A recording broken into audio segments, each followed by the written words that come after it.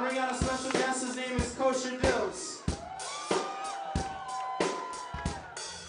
It's really crazy, man. Every night, you know, sort of like you know, you work so hard and I come from like, you know, the 20-person crowd, the open mics of New York City, and now we get to go to a show where everyone's in the front and they're waiting for something, you know. I think they're waiting for the big bang. And Cleveland, say Cleveland, put your hands up in the air, put your hands up in the air, go. It's really special because, you know, Matis kind of sets it up, and you never really know what's going to happen. And in every city, you never know what event's going on. We were in Lexington, and there was a huge basketball game, so I was, you know, thinking the whole way, like, what can I rap about in Lexington? And just jotting down. My man Kosha is so crafty. His freestyle's ridiculously nasty. Every city, state that we've been, he's got fresh rhymes for the kids, you know? You know, Kosha inspired me to like start freestyling again because he freestyles and great, and I used to do it, you know. That's how I got into rapping in the first place, and I didn't do it for like quite a few years now. So he kind of got me to like jump back into it. Freestyling is the kind of thing that you really have to jump into because you don't know what's going to come next. You can't practice.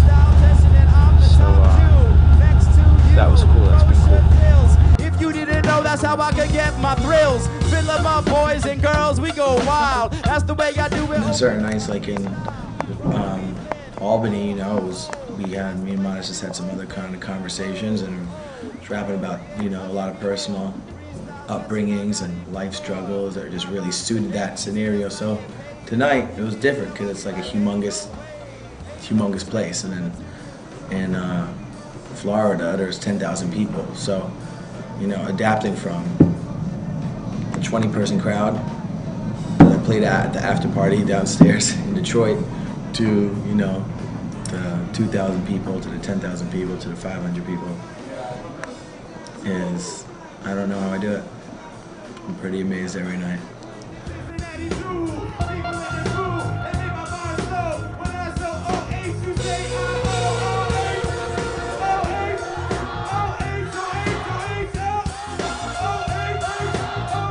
I drive by myself, and actually my CD player is broken too, so I listen to FM radio, a lot of like, I get entertained sometimes by preacher channels, like some really crazy stuff.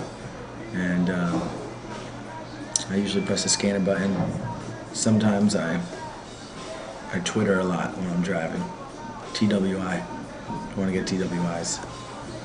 And I've been sleeping a lot at gas stations and rest stops. Love Station, as I recommend if anyone's watching this wondering where they should sleep. If you ever see a Love Station on the road, those are usually the safest places, because they're like the truck stops with the showers and all that stuff. It's exciting to like, tonight I'm not sleeping, I'm sleeping at someone's place. Some nights I get lucky, meet a nice girl, they let me sleep on their couch. I think some nice people buy me hotels, you know, not on this tour, but it's been like that before. So I'm driving. The Master Masher, Kosha Dillz, driving all over, meeting you at the venue 10 hours later. The other day I was in a supermarket and I walked by, I'm like, I'm gonna name myself Kosha Dillz.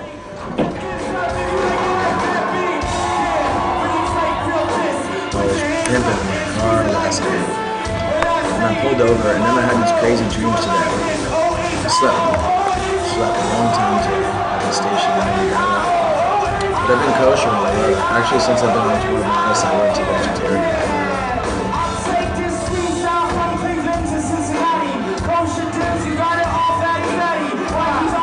But I've been having a lot of coffee and a lot of cappuccinos and stuff like that. But it's been fun, man. We were in Tampa, and there was like 8 people crowd surfing, and the dude from Kosha. It was the most insane moment. The best part though was that I got on I didn't even know I was gonna get on stage in Florida, and I ended up getting on it was so awesome that I got on the morning show and I did an interview, and Modest came into town and all the security guards knew who I was because he was talking about me on the radio. He hyped me up. He's a good, solid guy.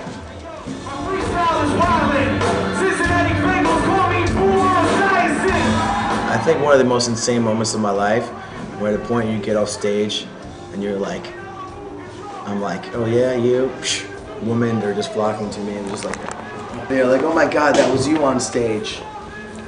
It's tough though, sometimes because people are so wild and there's so many people and there's so much stuff going on, I get off stage.